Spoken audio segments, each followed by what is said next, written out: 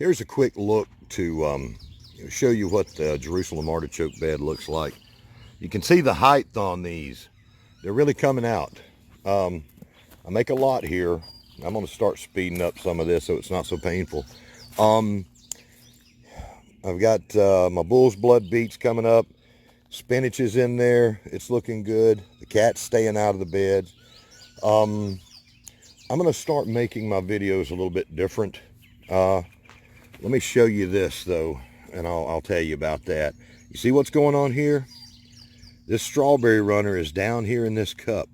They're barely staying in the cup for the most part, but this is the one that I caught, and look, the runner is still going.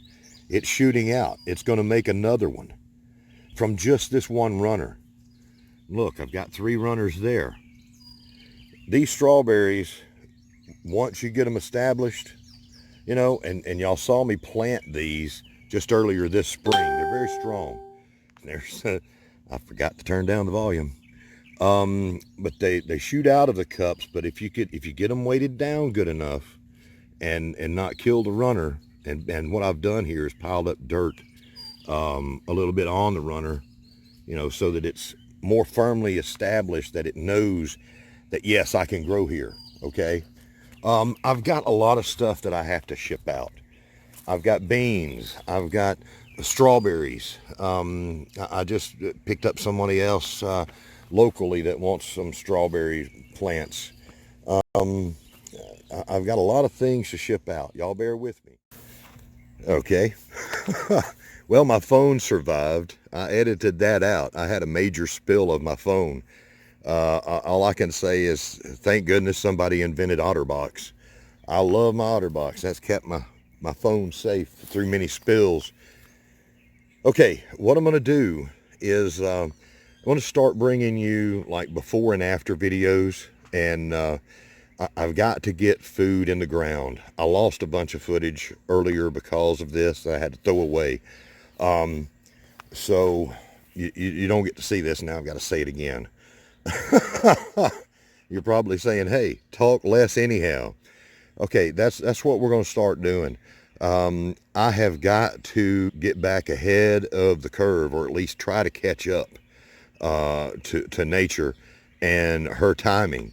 I've got to get food in the ground. That is what's most important here on my place and in my efforts. And so many other people's efforts is to teach people to grow their own food. I can't do that if I don't have it in the ground. And the time for that is already here. I'm actually a little bit behind on anything I wanted to plant for the spring. So today I'm going to take this bed and work in some of the things that I've been needing to plant. My gifts, some of the rest of them. I've got some elephant garlic to put in here. I have got irises, daylilies, and something else I've got to get in the ground. This is some wonderful soil right here underneath all my chips, all the rotten wood, and it's going to do great. But I've kept those things safe. They're sitting over there under the shade all this time, and they're still in fantastic shape. They're going to go in the ground though today. I'm going to get that done. And while I'm at it, I wanted to show you something here. I'll try to work in little things as I can, but folks, I have got to get stuff going. In the ground, in bottles, in the water, everywhere. Red mulberries. They are busting out all over the place here. I have several trees here of different sizes. Now, when you think of red mulberry, you're thinking, hey, it's red. It's going to be red. It's not, okay? This is not fully ripe yet. This one is almost completely ripe, or to the point of being overripe almost. They will turn black, just like blackberries. That's if the birds, and mainly the wind on my mulberry trees takes most of these before I get a chance to get them. And then they're just underfoot on the ground. This stump right here is the first place that I started my 27 days till spring challenge. I'm just going to eat these right off the stump. Don't be too clean. A little dirt won't hurt and actually helps you with your immune system. A little bit at a time. Don't go eating it though. Right?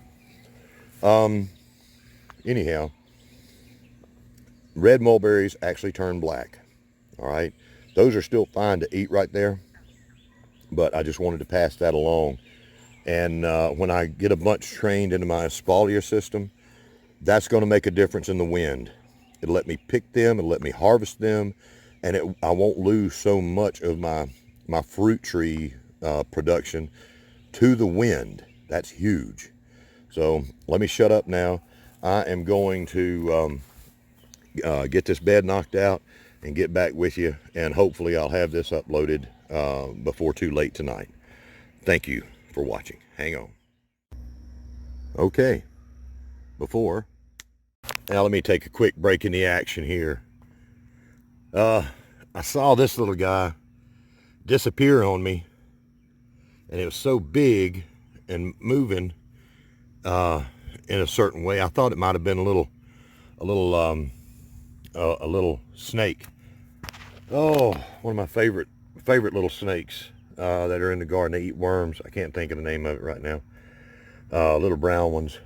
But wanted to show you, I was moving around some of the little volunteers that I've got here, and look what this is. This is a good example of the power of rotten wood and hugelkultur. Do you see these? Do you see the roots that it's putting down?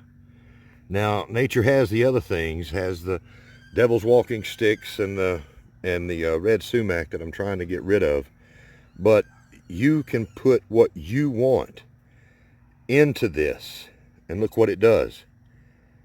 That's its own personal little water supply and energy supply right there. These are doing fine. If you'll look here, you'll see that some of these that have already that fell last year, that's where the heads fell, and they're coming up. They're looking awesome. There's real power in rotting wood. It's just teeming with life. I've got little starts all over the place of wild garlics and walking onions. I've got them all over. I mean, you can just look right here. It never totally dries out. The fungal life in here is incredible. Just a quick break. Okay, here's a perfect example of what I'm talking about. Now, we had a lot of rain. It was last night, okay? This is a piece of wood that was in here, just right in here, okay? This is what I'm talking about. Watch this. Do you see that? This rotten wood underneath the ground has got the water locked up in it, and in such a way it's not flooding. You know, the water doesn't flood everything around it, okay? What happens is the water stays there. You saw until I squeezed it out, okay? I forced it out. Well, that won't hurt the roots of your plants. What I'm saying is that water being there, the plants are able to squeeze it out themselves. The water is sitting there in the wood, and the roots, you know, take what they want, basically. It just sits there under the ground waiting for something to utilize it. And it holds the moisture all year long. I couldn't tell you how many mushrooms have grown up out of this bed. They weren't the kind that, you know, I wanted there, but you can put the kind that you want in there. You know, just learn about all these things a little at a time, and you can get there. But the power of rotting wood, this hugelkultur system, is just incredible. It's doing what nature already does. What we're trying to do is just duplicate that. Billy, you ever seen a naked tuber? Okay, just a little more droning on about how wonderful rotten wood is, okay?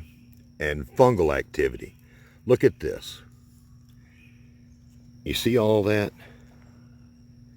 I promise you, last year in here, I found part of this colony of mushrooms.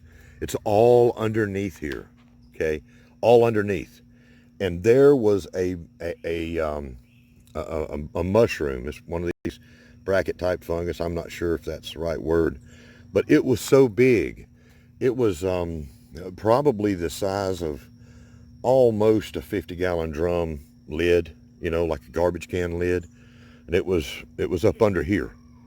Walking on it and moving things around and all, it's kind of broken it up.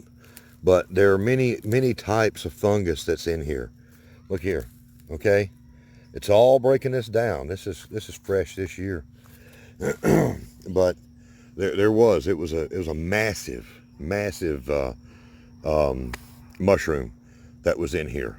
But the spores, the mycorrhizal fungi in this, you know, is just incredible. It's totally colonized by fungus, breaking down that wood. I think these are Italian irises. And these I'm going to be putting right along on this side, give them a little bit more sun. I've got elephant garlic over there, giving it a little bit more shade right now as they come back and take hold of everything. Okay, just wanted to show you this. New pine trees growing from the remains of old ones, and hickories, oaks, right here. This is what nature does. It'll work for us too. Okay, one more thing. Another thing I love about using logs, all right, to let them rot down. Look at the shape of this log sitting here, you know, they're round. When you lay two logs down beside each other, what do you get? Okay, there's another one up under here. But you get a space in between, just like a nice little row. And what can you do? You put your plants down in there. Especially if I get it in a shot, I can show you. You know, you put your plant down there in between the logs, and boom, you've got an instant furrow. You've got an instant little trench, you know, that's going to be there and support your plants. It's like a, you know, like a little trench there. Or you know what I'm talking about, furrows. Anyhow. All right. All right. I like magic. I get stuff done just like that with magic. Except you know, the dog, she hears me down here talking and she's jealous. She thinks I'm down here talking to somebody. I'm talking to you. My dog is jealous of you folks. I think I've discovered that. Oh, okay. Here's what we've got. She's not going to shut up. In this bed, I already had wild garlic and not wild. It's some type of wild garlic. It's an heirloom species of garlic, and it may be what most people call wild garlic. It's called Indian garlic by my by the old folks in my family who's long since passed. So I would imagine it's whatever the Native Americans used that was adopted by everyone else back in those days. So I know that they do well. They've come up here on their own. Nature already likes the idea of them being here. So I put the elephant garlic in there, and irises do well all over the place. And so do lilies. I'm hoping that the daylilies do good in here. The remainder of the daylilies from Jason Abrams are right here. My others are up there near the Hugel bed. They're looking fine. Up under the shade of the noonday sun, it's going to give all of these a good chance to get settled in, I think. They'll get a few hours of sun in the morning directly, and then in the afternoon they'll get several hours. You know, so they've got a good mix here. Like I said, this has been a great bed for other stuff to come up on its own. These should do well. It's not all food. Most of this is what's going in here. It's not food. But those irises are absolutely incredible. Those are amethyst irises. a deep, deep purple. And the elephant garlic, of course, that's wonderful. And I hope that does well. That's a very good, powerful survivor. The daylilies are pretty and edible. Then I've got the other irises over here. I'm not sure what kind these are. I'll have to get with Arkansas Woodcutter and Jason Abrams to find out. But these I've got nestled right in here, in between the logs. They're resting in their own little private bed of rotten wood. And then there's the tall, I think those are Italian irises that grow up to be real tall and white. I'm not sure. And I've got something here from last year that started, and it's probably, I don't know what that is. I don't know. But it started right there. I've done mashed on it a few times. But look at a little bit more about, this is one of my favorite stumps here, you know. It's weird that I've got favorite stumps, but this is one of them. Shows you the power of what nature is doing, turning it to soil. Some of the plums off of my plum tree, showing you the power of the wind and what it's done, okay? I can't find any plums on my tree now. These are just some of the ones that's been knocked off. And I uncovered, I don't know how many great big old pretty earthworms in this bed. These beds are just powerful. They're about as powerful as I am when I'm talking. Listen, I'm talking too much here. All right, so anyhow, so I got this bed worked on a little bit. Got all my gifts. Woodcutter and I were sitting there talking about that on a couple of occasions, about how much it means when we share these plants with each other. It's a forever symbol in our own lives, as long as forever lasts for us, of friendships from people from all over the world. And we remember these stories, the stories of my strawberries. People have been impressed with that story and how wonderful it is. It means a lot to a lot of people, certainly to me. So I appreciate my friendships with each of you and the gifts that you have given to me out of friendship. It means a lot. Thank you very much. And I will see y'all tomorrow. And I hope you see me tomorrow. Y'all take care. Goodbye.